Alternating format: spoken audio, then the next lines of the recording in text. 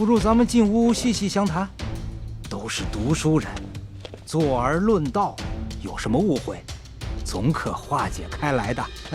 哎，我一个秀才而已，能同御史大人论什么道啊？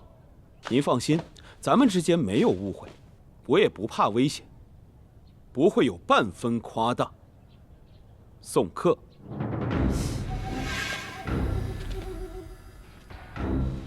哦，那我倒要看看，你这小小一城是要如何送客。